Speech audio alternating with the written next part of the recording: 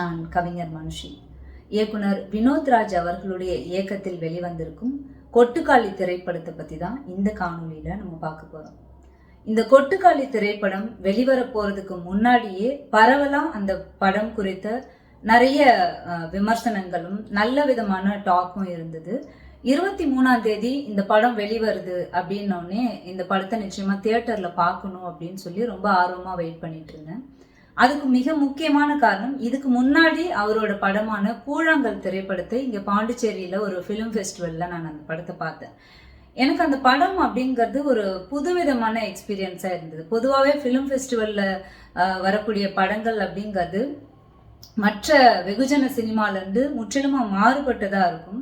இந்த வாழ்க்கையில நாம இதுவரைக்கும் பார்க்காத ஒரு பக்கத்தை திறந்து காட்டுறதா இருக்கும். அந்த வகையில கூழாங்கல் திரைப்படம் ஒரு நெடும் பயணம் அப்படின்னு தான் சொல்லணும். அந்த படம் மேக்கிங் வைஸ் எனக்கு ரொம்ப பிடிச்சிருந்தது. கொஞ்சம் பொறுமை தேவைப்படக்கூடிய ஒரு கதை தான். ஸோ அந்த வகையில இந்த கொட்டுக்காளி திரைப்படம் ஏற்கனவே சர்வதேச திரைப்பட விழாக்கள்ல கலந்துட்டு நல்ல விமர்சனங்களையும் பரிசுகளையும் விருதுகளையும் பெற்றிருக்கு அப்படின்னும் போது, ஒரு படத்தை சிறந்த படம் அப்படின்னு சொல்றதுக்கு இந்த விருதுகளோ அல்லது சர்வதேச அங்கீகாரமும் மட்டும் ஒரு காரணமா இருக்க முடியாது. ஆனாலும் கூட இந்த திரைப்படத்தின் மீது ஒரு பெரிய ஆர்வம் இருந்தது. இந்த படத்தை நம்ம திரையில வரும்போது உடனே பார்க்கணும் அப்படின்னு நினைச்சேன். ஆனால் என்ன ஒரு பிரச்சனை அப்படின்னா, இங்க பாண்டிச்சேரியில சில படங்களை பார்க்கறதுக்கான வாய்ப்புகள் ரொம்ப ரொம்ப குறைவு. சமூக வலைதளங்கள்ல மிகச்சிறந்த படம் அப்படின்னு பலராலும் பாராட்டப்படுகிற சில லோ பட்ஜெட் படங்கள் இங்க பாண்டிச்சேரியில திரையிடப்படுறதுன்றது கிடையாது. உதாரணமா ஜமான்ற படம், ரயில் அப்படின்ற ஒரு படம், இதெல்லாம் பாண்டிச்சேரிக்கு தியேட்டருக்கு வரவே இல்லை. அதெல்லாம் ஓடிடிக்கு வந்த பிறகுதான் பார்க்கக்கூடிய ஒரு சூழல் இருக்கும். இந்த கொட்டுக்காளி திரைப்படம் அந்த மாதிரி இருக்காது. ஏன் அப்படின்னா, சிவகார்த்திகேயன் தயாரிச்சிருக்கிறாரு, சூரி நடிச்சிருக்கிறாரு அப்படின்னும் போது இந்த படத்துக்கு தியேட்டர் கிடைக்கிறதோ ஸ்கிரீனிங் கிடைக்கிறதோ பிரச்சனை இருக்காது அப்படின்னு நினைச்சேன். ஆனாலும் ஃபர்ஸ்ட் நாள் அந்த ஆகஸ்ட் 23ஆம் தேதி வரும்போது அந்த படத்தை பார்க்கலான்னு பார்த்தா எந்த தியேட்டர்லயுமே வரல. அதுக்கப்புறம் ஒரு 2 நாள் கழிச்சு ஒரு தியேட்டர்ல வந்தது. ஆனாலும் ஒரே ஒரு ஸ்கிரீனிங் தான் கொடுத்துருந்தாங்க. அந்த டைமுக்கு போய் பார்க்க முடியல. அதுக்கப்புறம் இன்னும் ஒரு 2 நாள் வெயிட் பண்ண வேண்டியிருந்தது. அப்புறம் மால்ல ஒரே ஒரு ஷோ இருக்கு அப்படின்னு சொல்லி பார்த்துட்டு ஃபைனலா இந்த கொட்டுக்காளி திரைப்படத்தை தியேட்டர்ல பார்த்துட்டு வந்தாச்சு. நான் பார்த்த அந்த திரையரங்குல ஒரு 18 அல்லது 20 பேர் தான் தியேட்டர்ல உட்கார்ந்துட்டு இருந்தாங்க. எனக்கு அந்த எவ்வளோ கூட்டம் இருக்குன்றது பிரச்சனை இல்லை. நமக்கு அந்த படத்தை பார்க்கணும் அப்படின்றதுனால அங்கே போய் உட்கார்ந்தாச்சு.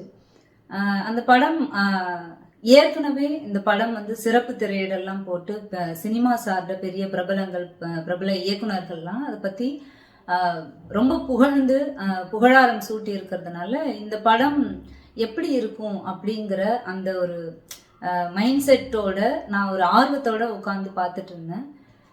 எனக்கு ஒரு சினிமான்றது எப்படி இருக்கணும், இப்படி இருந்தா நல்லா இருக்குமான்னு ஒரு ஆசை எல்லாம் இருக்குது. என்ன அப்படின்னா, ஒரு மனிதனை ஒரு கேமரா பின்தொடர்ந்து போயிட்டே இருக்கும்போது அதுக்குள்ள என்ன மாதிரியான ஒரு கதை இருக்கும் அப்படிங்கிறது. ஏன்னா இங்க நில்லுங்க, இங்க ஆக்ஷன், இங்க கட் அந்த மாதிரி இல்லாமல் தொடர்ந்து ஒரு மனிதனை அவன் போகிற இடமெல்லாம் அது அந்த கேமரா பின் தொடர்ந்துகிட்டே போனா அதுல ஒரு கதை கிடைக்குமா, அதுல உருவாகிற ஒரு கதை எப்படி இருக்கும் அப்படிங்கிற மாதிரியான ஒரு சின்ன ஐடியாலாம் இருக்கும். எனக்கு இந்த கொட்டுக்காளி திரைப்படம் பார்க்கும்போது கிட்டத்தட்ட அந்த மாதிரி தான் அந்த அந்த சினிமால நடிச்சிருக்கிற மனிதர்களை அந்த கேமரா ஃபாலோ பண்ணிட்டே போகுது. அங்க எங்கேயுமே சினிமாவுக்கான அந்த எத்தனங்கள் எதுவுமே இல்லாம இயல்பா அது கேமரா ஃபாலோ பண்ணிட்டு போய் ஒரு கதையை நமக்கு சொல்லியிருக்குது.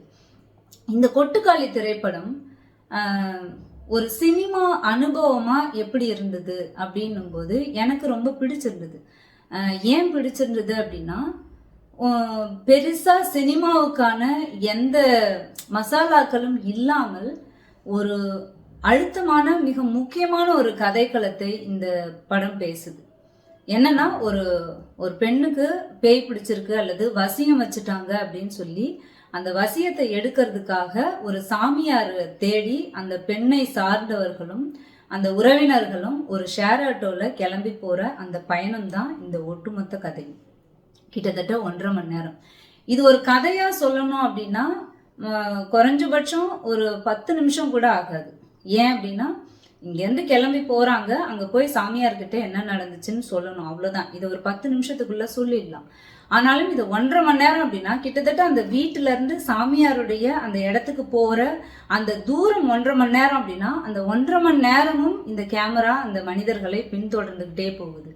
இதுல இந்த சூரி, அதுக்கப்புறம் கதாநாயகியா நடிச்ச அன்னாபென் அப்படிங்கிற அந்த மலையாள நடிகை, இவங்களை தவிர்த்து மற்ற யாருமே சினிமா சார்ந்தவர்களா இல்லை அப்படிங்கிறது இன்னொரு இந்த படத்தோட பிளஸ் அப்படின்னு நினைக்கிறேன். ரொம்ப யதார்த்தமான ஒரு நடிப்பை அல்லது ஒரு நடிப்பு அனுபவத்தை வெளிப்படுத்தி இருக்கிறாங்க.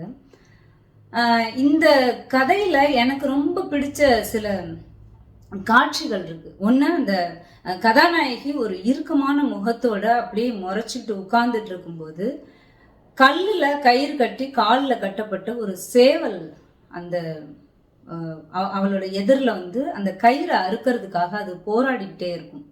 இவன் அந்த சேவலை வந்து முறைச்சு பார்த்துட்டே இருப்பான். அந்த சேவலும் அவளை வந்து பார்க்கும், தலையெல்லாம் சாய்ச்சி பார்க்கும். ரொம்ப ஸ்ட்ரகிள் பண்ணி ஒரு கட்டத்துல அந்த சேவல் தன்னுடைய கயிற்றை அறுத்து கொண்டு பறந்து போகும்.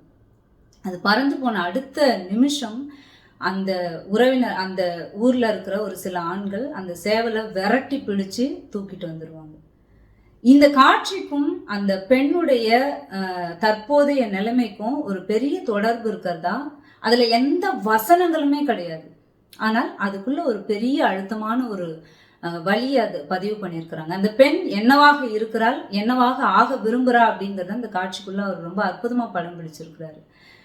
இதே படத்துல வந்து அந்த கடைசி காட்சியில ஒரு சீன் வரும், ஒரு அந்த தலை திருகப்பட்ட கோழி. அப்ப இந்த ஒட்டுமொத்த படத்துல முடிவு அப்படின்றது நம்ம கையில இருக்கு. ஏன்னா அந்த முடிவு அப்படிங்கறத படத்துல அவர் சொல்லல.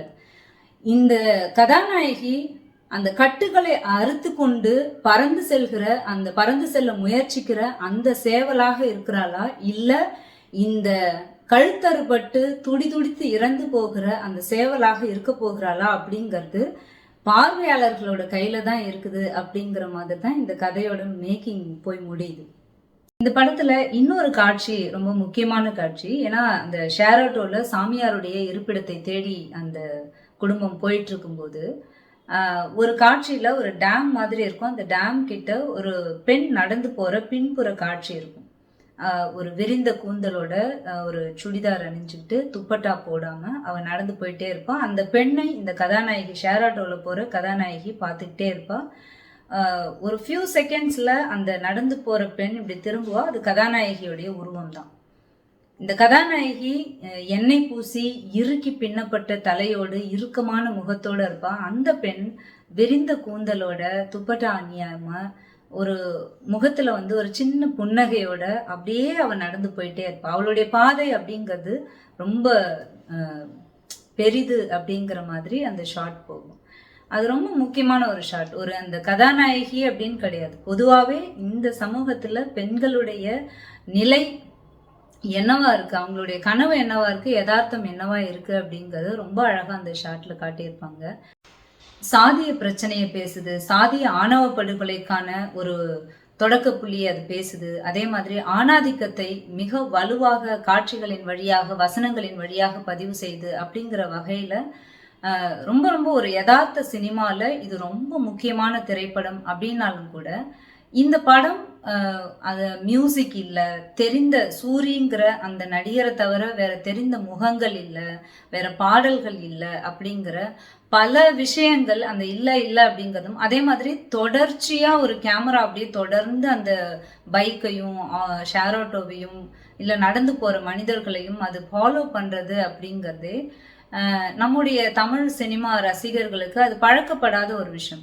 இங்க தொடங்கினா அடுத்து அங்க முடியணும் அப்படிங்கிற அந்த இடத்துல போய் தான் வந்து அது நிக்கணும் அப்படிங்கிற அந்த அடுத்தடுத்த ஷாட்டுக்கு பழகின அந்த கண்களுக்கு, அந்த ரசனைக்கு இது வந்து ஒரு பழக்கப்படாத ஒரு புதிய முயற்சி அப்படிங்கிறதுனால இந்த படம் மீதான அதிருப்தி நிறைய பேருக்கு இருந்தது. ஆனாலும் கூட தமிழ் சினிமால இந்த மாதிரியான படங்கள் அப்படிங்கிறதும் ரசிகர்களுடைய, இந்த பார்வையாளர்களுடைய சினிமா ரசனையை மாற்றுவதற்கான ஒரு முயற்சி அப்படிங்கிற வகையில தான் இந்த படம் ரொம்ப முக்கியமானது அப்படின்னு நினைக்கிறேன்.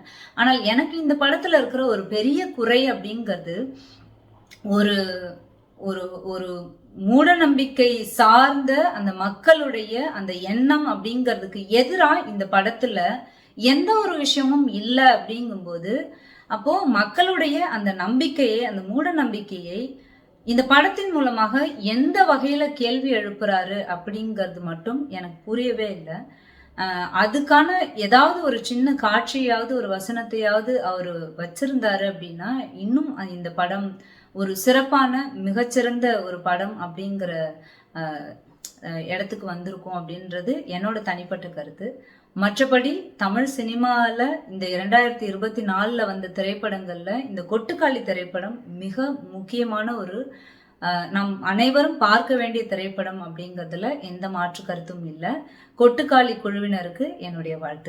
இந்த வீடியோ உங்களுக்கு பிடிச்சிருந்தா லைக் பண்ணுங்க, ஷேர் பண்ணுங்க, கமெண்ட் பண்ணுங்க, சப்ஸ்கிரைப் பண்ணுங்க, மறக்காம பெல் ஐகானை கிளிக் பண்ணுங்க.